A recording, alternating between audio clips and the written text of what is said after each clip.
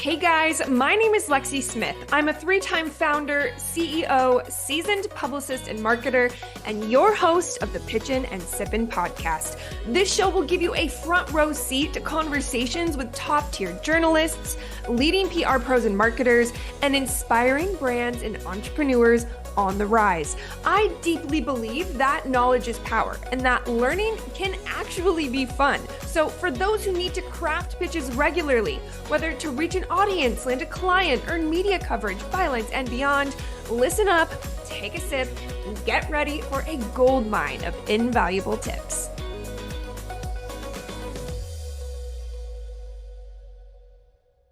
Christina Nicholson is a TV host and owner of Media Maven, a public relations and content creation agency. In addition to her agency, she mentors small business owners on what to do to act as their own publicists if they don't have an agency budget. She is also a national TV host, producer, and correspondent. She runs a family blog at Christina All Day, is a mother of three, an avid reader, and a girl after my own heart as a pizza lover. So, Christina, welcome officially to the show. First off, where is home base? Thank you. I'm in Wellington, Florida. It is a suburb outside of West Palm Beach. Okay, how are you guys faring? No, we're good. We haven't been like hit by hurricanes this year, but we did have with the hurricanes, we had like crazy tornado outbreaks. Like nothing anyone has seen before for like hours. There were multiple tornadoes happening at the same time. It was wild. That is horrifying. Okay, so I had this conversation recently with someone. I'm from the Pacific Northwest. So really we just grew up with maybe like too much rain. And Yeah. I moved to California and the natural disaster we have down here that's a big deal are fires. But Yes. I have team members who have come on to Slack and been like, "Hey, I have to reschedule because there's a tornado warning and I have to leave my home." And I can't even wrap my brain around that kind of natural disaster that you guys are going through, and now there's hurricanes on that coast, and just come on, planet. It's wild. Yeah, well, like with hurricanes, you have tons of lead time to speak in news terms. You have tons of lead time to plan for that. But with a tornado, I feel like you just like once you get the warning, like you can't, you're like, get under the desk, do your tornado drill. Like you have no time to prepare for something like that. You don't know what's gonna happen. It's terrifying. The one thing I say this and I knock on wood because I thought I was gonna be more anxious about earthquakes with California. That's I feel like one of the Mhm. traps. Again, I knock on all the wood right now by saying this. So far, they've been the most like I've lived here over 10 years now, and it's definitely the fire. Anyways, this isn't a natural disaster show. I'm not trying to start off on that note, but you said Florida, and I had to do a quick check-in on a more fun note. Um, avid reader, mom of Yes. three. Um, Give me this is always such a hard one. Do you have like a top book recommendation? Yes. Okay. So I have so many because not only I'm like I moonlight as a bookstagrammer. So I'm always sharing what I'm reading on my Instagram, AKA Bookstagram. I have a little free library in my front yard. But the one book I always recommend to people is called How Starbucks Saved My Life. Not really about Starbucks, more so a story about a man and when the financial crisis happened, how he lost everything but then got it back. He got a job at Starbucks, spoiler. But it's just a really good story. It's a cute little book, like it's not big at all. It's a quick read. So I like that for nonfiction. For nonfiction, I also really like Atomic Habits. Who doesn't like Atomic Habits? I'm also a big fan of oh gosh, the title's escaping me. Something it's a money mindset book, and it's not Rich Dad Poor Dad. It's not that one, but it's kind of like that one where you get like a millionaire mindset. Okay. It'll come to me. But then when it comes to fiction, I love a psychological thriller. Like I love some murder and mystery and the twists and turns of it all. Oh, I'm here for that. I'm totally a fiction girly at this point in my life. I auditory, so podcasts, listen to business, and then I either am reading these days, fairy smut, as we call it, or a psychological thriller. Do you not know that term? Okay, hold on, time out. I know smut, but why are we putting fairy in front of it? Why is there a fairy in the smut? Okay, some of you guys right now are feeling so heard. Some of you are like, unsubscribe. Who is this girl talking to me? Have you heard of A Court of Thorn and Roses? Okay, I knew you were gonna go there. I was like, are we talking about having sex with dragons right Oh now? my Because I feel like okay, listen. Everybody is recommending these books. I've just heard of them. I've heard what they're about, and they're like, no, no, no. Trust me, you will love it. And I felt like that with like Twilight and Harry Potter.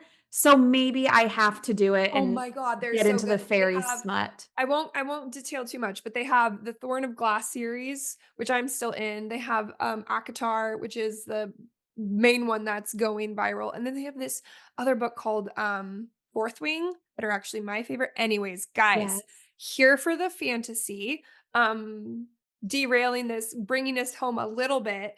If you want to break from the psychological or business world, I'd say Fourth Wing is like one of my there's only 2 so far. It's by Rebecca Yarros, I think is her name.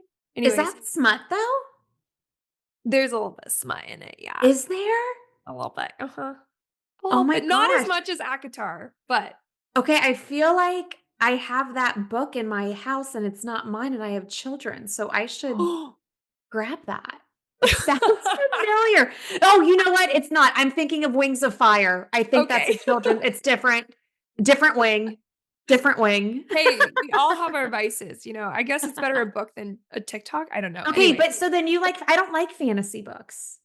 Okay, well then I take back everything I've said But because my everybody says about the Court of Thorns book, they're like, even if you don't like yeah. fantasy, you'll love these. It's just good. I mean, if you liked it's like a, Hunger Games meets, I did like Hunger like, Games Harry too. Potter meets that Okay. kind of vibe. Like, lots of I it has have all the to. things. But, yeah, Yeah, if I you're guess I not have to. it is very fantasy, though, so I don't know about that. Okay. All But right.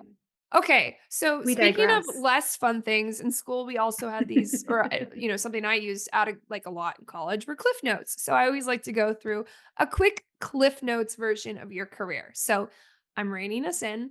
Yep. Let's rewind time. What came before today? Before today, I was a TV reporter and anchor. I went to school for journalism and I worked at News 12 The Bronx. From there, I worked my way up to KBMT, which was an ABC station in Beaumont, Texas. I ended up meeting my husband there at a country bar. And then from there, got a job at the CBS station in Fort Myers. Couple years later, landed at the NBC station in the Miami Fort Lauderdale market. While I was there, I had a couple of kids and I was like, I need a more flexible schedule. This local news thing is rough. So I got a job at a local PR agency. I worked there for 6 months before starting my own because I had a crazy boss. And I was like, this is just a service based thing. I don't need any money to start this up. And when I started the business, I was like, I just want to service the clients. I didn't realize I had to actually get the clients. So the Mhm. first couple of years of that was miserable because I had to learn about business and sales and all the things. Couple years in, I got a business coach. And since then, I've built not only an agency with a team who does mainly publicity and content creation in the form of articles and blog posts with some SEO love attached to it, but I also have a couple of online courses. I have a 3-hour boot camp, and then I have um, more of an online course where if people don't have an agency budget, they can just learn what we do and do it themselves, or B, they can kind of learn how to bring PR in house and either have their VA do it, or maybe they have the role at a job they're at and they just want a little bit more education from somebody who's been on the other side of the industry. So that's what I do. I also like to just dabble in a lot of other stuff. I have a lifestyle blog, like you mentioned, that keeps me my finger on the pulse of like SEO and content creation. And then I still freelance on TV as a host and a TV producer for some national TV shows. And casually have 3 children.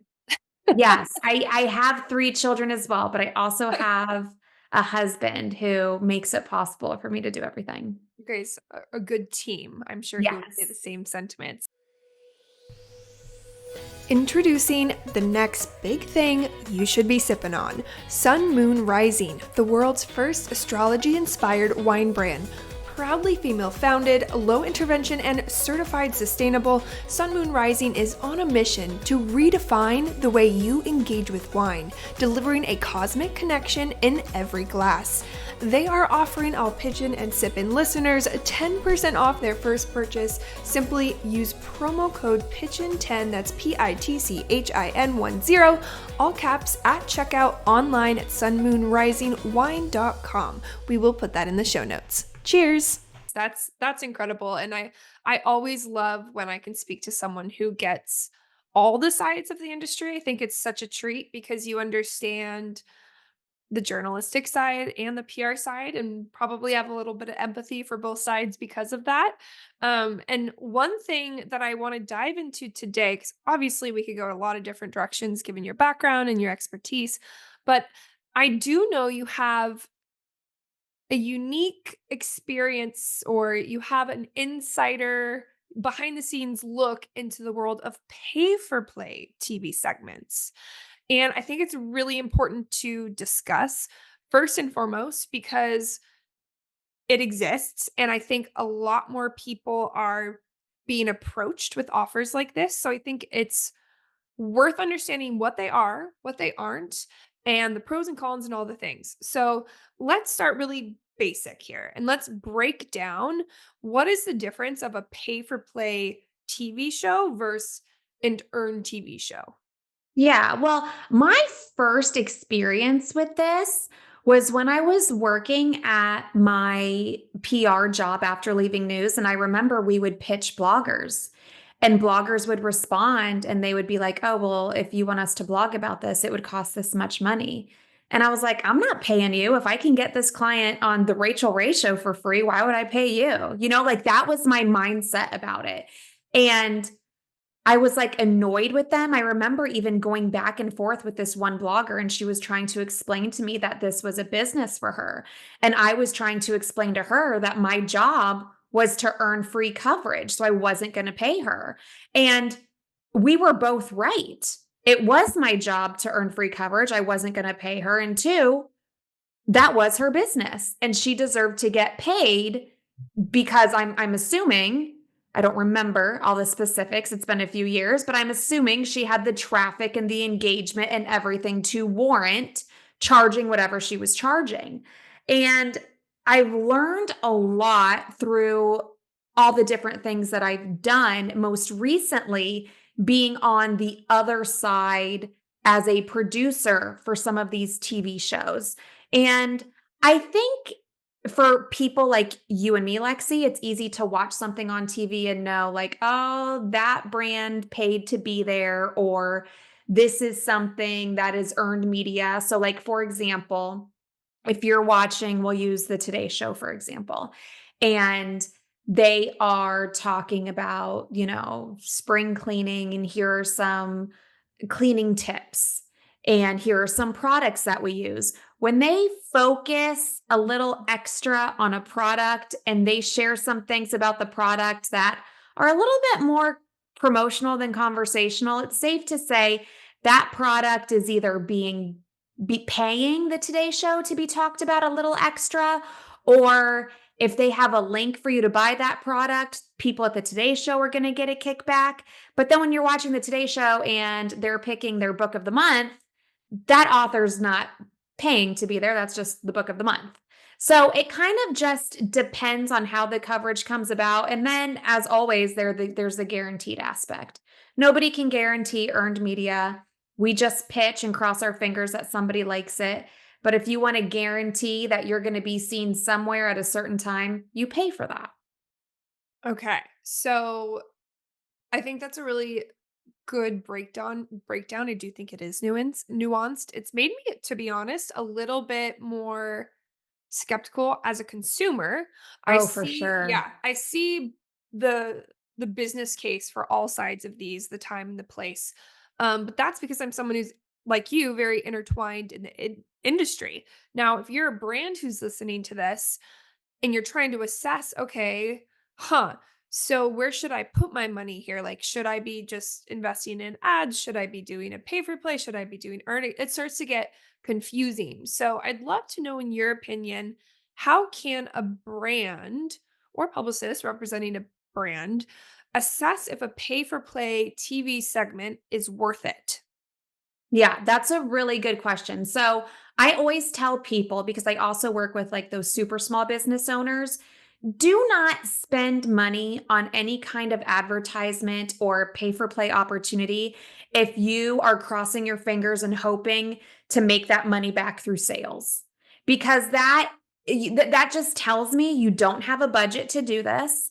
A lot of this is brand awareness, and of course, if it leads to sales, great. And many times it will, but many times it also won't. It really depends on what your goal is. So I'll give you a specific example of a show that I worked on and what was included in the cost. Because a lot of people think pay to play, you give me $50,000, we'll give you this 3-minute segment on national TV. In the instance where I worked as a producer, that was part of it. But a lot of times that's all the brand hears. They just want to be on TV for 3 minutes. But where the real value comes in for them is the licensing rights to do whatever they want to do with that 3-minute clip. So this is what was included in that hypothetical $50,000. I would come out to your location of choice, whether that be your office, your manufacturing facility, a customer's home, to get them with your product. And we would create all of the content to tell the story. You would get all of that raw video. So you're getting that content creation. Second part is producing the whole segment and having that air on national TV. That's the part that a lot of people focus on. In this case, there was a celebrity host. So while the celebrity host is not a spokesperson for your brand, that celebrity is talking to you or talking to your spokesperson of choice about your brand for 3 minutes. And the biggest part of it is you get licensing rights to all of it.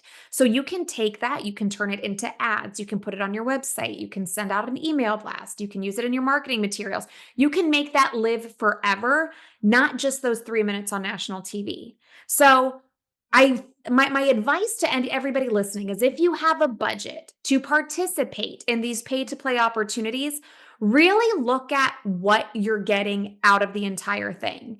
And I say this because while I was working as a producer in this role, I was speaking to other producers, and some of them would tell me that on shows like Ellen, a lot of brands would pay, like she did her big Mother's Day giveaway every year, and they would give away a whole bunch of baby products. And those baby products paid probably around 6 figures for that little plug on the Ellen show. And they could only use that TV segment or the Ellen logo for 2 weeks after it aired. Is that worth it? For some brands, it doesn't matter. They have enough money. But for other brands, they'll be like, I'm not going to do it just so I can use this for 2 weeks. I want to use it for longer. So you just have to really look at I don't want to say what the ROI is, because you don't know what the ROI is, but what you are guaranteed to get out of it in the contract. Did you know that I send out a community newsletter roundup every Tuesday, chocked full of resources, media kit downloads, journalist contact information, event invites, visibility opportunities? Basically, if you're not on the list, hit pause and sign up. It is super simple. All you got to do is go to theprbarinc.com/newsworthy. That link is in the show notes too. Okay, back to the show. I'm not putting you on the spot as the lawyer, but as so Okay, good. all around. We'd be in trouble. A couple questions are popping up in my mind. I'm trying to put myself in the seat of someone listening to this conversation, and I could see someone going, "Wait a minute. So does that mean I can't ever use press that I'm in unless I've paid for the licensing of it?" Like, what if you are organically on the Today Show? Is that not something you technically can leverage to your understanding just since you have been a producer? That's a great question. In my experience, whenever I have gotten somebody on the Today Show, I do a few things. One, I always watch it and I like take pictures of it on the TV. I share that on social media. Almost everything that gets on TV gets on the internet. I'll Yeah. share a link to the story online when I share it. As far as actually screen grabbing the video and sharing it legally, I don't know what that's about. But if it's earned, and I also know like some people say don't use the logo saying you've been featured here unless you get their special permission. I've never heard of anybody going after anybody for that, especially when it's earned media. I just feel like when that sort of thing becomes a problem is when you're trying to turn it into something it's not to benefit you. So Yeah. like if you are on um if you are on Good Morning America and you have like some kind of sports product and you can't say Michael Strahan endorsed my product. Yeah. That's a lie. But you can say my product was featured on Good Morning America and this is what Michael Strahan said in an interview. You know what I mean? So Yeah. I think as long as you're honest about it, I mean, share it Yeah. far and wide for a long time. That's what I suggest. Yeah, and I'd say same, and again, we are not lawyers. Do not come after us for this show, please. But I think that's the similar conversation that I have heard industry-wide from every publicist when that conversation gets brought to the table. I usually always throw in there with a client like, "But I'm not a lawyer, so hey, here I can speak to Mhm. you, from my experience. I can speak to you what my colleagues and I have been doing. I can speak to you what I've been doing for 14 years, but I'm not a lawyer." So I always add that in there. Okay, so I think that's really great. I hear one of the a really good thing to consider when we go back to that core question of is a pay for play worth it? Is what are you fully getting? And is that full package worth it? Because the content creation of it, the licensing rights, the full package needs to play into your bigger strategy in order for it to become an asset that you find of value. And yes, the good old question of ROI is a fun one, and I'll save that for another episode. But I do want to talk about another strategy or another lane of PR, right? So we talked a little bit about TV, and I want to pivot over to something that I found on your website that I'll call myself out on a little bit too, but I want to get into a genuine conversation on it. So on your website, it says, "We do not write press releases. It's not 1990. We're not your grandma's PR agency." And I'm laughing because actually, literally this morning, I woke up at 5 a.m. To draft a press release for my client. um, I am of the stance kind of similar to pay for play. Like there's a purpose for them. You have to know what they do and what they don't do. But I want to bring this conversation to the table and just hear your perspective circa 2024 on the state of the press release. Yeah, I mean, like you said, there's a time and a place for them. I think people who aren't entrenched in the industry just always default to press releases. And that's who I'm talking to. Like, I randomly will get these messages on LinkedIn from people saying, "How much for you to write a press release for me?" And it's like, why? Like, what do you have to say that warrants a press release? And what are you going to do with it? Are you going to email it to journalists? Because if you are, and like it's just garbage talking about you or your product or your service or your expertise, like it's not gonna work, dude. And I say this because I don't know how many years ago the Ted Bundy documentary was released, but I was watching it, not to go all weirdo on the podcast here, No, but I you're was fine. I'm watching here it. for it. And I remember they were asking the sheriff, like, how are you letting everybody know what's going on? Because like Ted Bundy's on the run and he's going from state to state. Nobody can find him. And he was like, oh, we're sending out press releases to all the media. Like we're sending out press releases to everybody. And this was in the late 70s. And look at how much media has changed since then. And I think people just always go press releases. Like that's what they default to. And even the press release distribution services don't work like they used to either. Like you, hardly anybody will pick up anything from a press release distribution service. And if they do, it is so far buried on a website that you can't find it if you go to the website and search on the site keywords in the press release. Like you will not find it. Any links in there are no follow links, so you don't get any SEO love. It's just so different than what it used to be. And that's the point I'm making. Most of the times when you get coverage, it's going to be because you're sending a pitch that's a couple of sentences long. And then maybe a press release can follow that if they want more information, or if you have a big major announcement to make. And I feel like as far as who likes them, I think corporate America really likes them. I also work as a PR and communications manager for a tech company. And when they have big announcements to make, they'll write press releases. But other than that, it's not something that you would pitch with just because they're usually long, boring, and overly promotional. Yeah, I completely agree. I like the what I when I explain to people kind of their use. It's always something I sit down with a client and I make sure they fully understand if we're going to do this, what it's going to do for us, what it's not going to do for us, and its core purpose. And a way I explain it to my small business owners or those on the teaching side of PR is think of it like a resume and applying through a major job engine for a job at Nike. You're one of 10,000 applicants. Sure, maybe you'll get an interview, but if you send a really thoughtful cover letter or you work that relationship, that's probably going to get you the job. Sure, they'll maybe look at the resume here or there through the process, but it's not by itself going to get the job done. And so, to your point, I like to put them out kind of as a footprint on the internet. So, if that's something a client values, like you want people to search your company and have some sort of controlled message propagate on a site that's not yours, fine.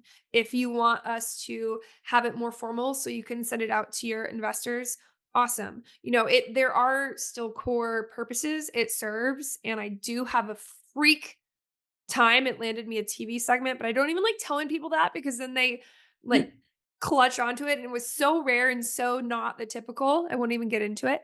But yeah, I agree. So on that note, what do you think is not old ladylike? Like what is the cool thing to do or the effective thing to do or as we head into end of year or the new year, something you can do to stand out in the pitching game? Oh my gosh, I feel like it's gotten so much harder over the years, especially lately. Like I haven't pitched myself for a while because at Media Maven I have a team and I just started getting back into it with this tech company that I'm working for and helping the agencies that assist us externally, and it is so much harder.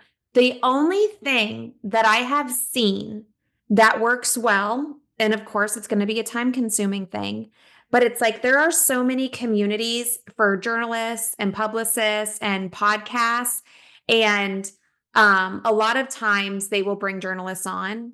So if you reach out to a journalist who you just heard on a podcast or spoke to community members in a group that you're in, and you say, "Hey, heard you here, know you cover this, maybe you'll be interested in this," and give them a little pitch. I think that makes a difference.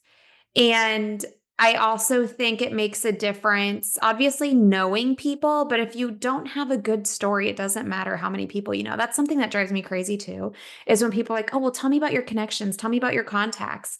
Like, I mean, I know people in a lot of places just because I worked in TV for so long. That doesn't mean I'm going to get you anywhere. Just be like, you have to have a good story. Like, it's not like it's not calling in a favor. It's not like that because they have people to answer to. They have like actual things to do at work, and it's not like a one-on-one favor. It's a one versus the business favor, and the business doesn't care about you. They have a job to do.